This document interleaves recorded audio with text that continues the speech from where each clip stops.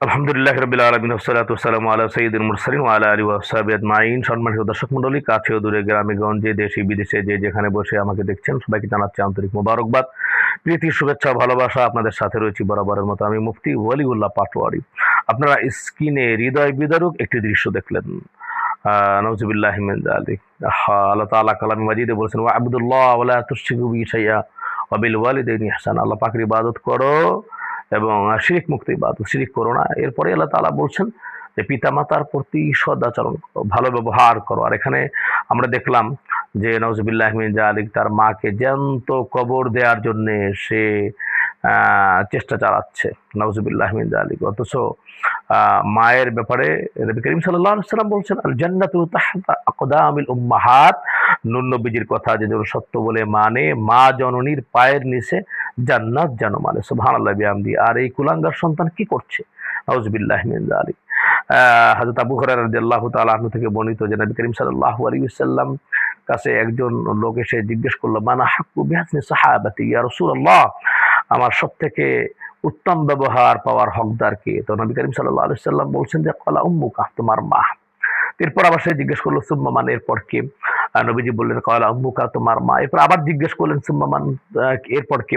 তো নবীজি বললেন যে তোমার মা। তৃতীয়বার আবার যখন জিজ্ঞেস করলেন যে তো কে, তো নবীজি বললেন যে ক্বালা উম্মুকা, তোমার মা। এরপর জিজ্ঞেস করলো সুম্মা মান, এবার নবীজি বললেন ক্বালা আবুকা। তিনবার মায়ের কথা বলে এরপরে চতুর্থবার নবী করিম সাল্লাল্লাহু আলাইহি ওয়াসাল্লাম তিনি বললেন বাবার কথা। তাহলে অত্যন্ত আফসোস, দুঃখ এবং পরিতাপের বিষয় যে সে কি করছে। নাউযুবিল্লাহি মিন যালিক। নবীজি বলছেন, হুমা জান্নাতুকা ওয়া নারুকা, পিতামাতা তোমাদের জন্য জান্নাত এবং জাহান্নাম। তো সে তো জাহান্নাম কামাই করছে।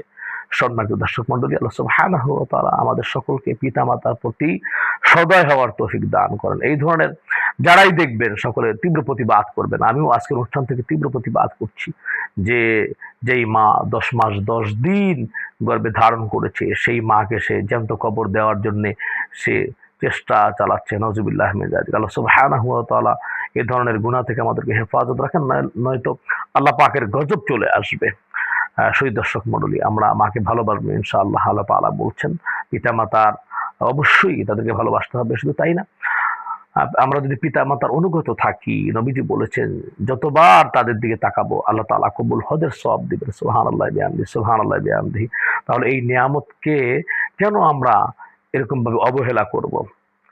আল্লাহ তাআলা আমাদের সকলকে নিয়ামতের শুকর আদায় করার তৌফিক দান করেন। যাদের পিতামাতা আছে অবশ্যই আপনারা তাদের প্রতি সদাচরণ করবেন, ভালোবাসবেন ইনশাআল্লাহ। এই আশাবাদ ব্যক্ত রেখে আজকের অনুষ্ঠান থেকে আমি মুফতি ওয়ালিউল্লাহ পাটোয়ারি এখানেই বিদায় নিচ্ছি। তবে সকলকে একটি কথা বলবো যে আপনারা যারা আমার এই চ্যানেলটিকে সাবস্ক্রাইব করেননি, তাহলে অনতিবিলম্বে এই চ্যানেলটিকে সাবস্ক্রাইব করেন ইনশাআল্লাহ। তাহলে আমরা নতুন নতুন প্রোগ্রাম বানানোর জন্য আরো উদ্বুদ্ধ হব। সকলে ভালো থাকুন, সুস্থ থাকুন। আসসালামু আলাইকুম ওয়া রাহমাতুল্লাহি তাআলা ওয়া বারাকাতুহু।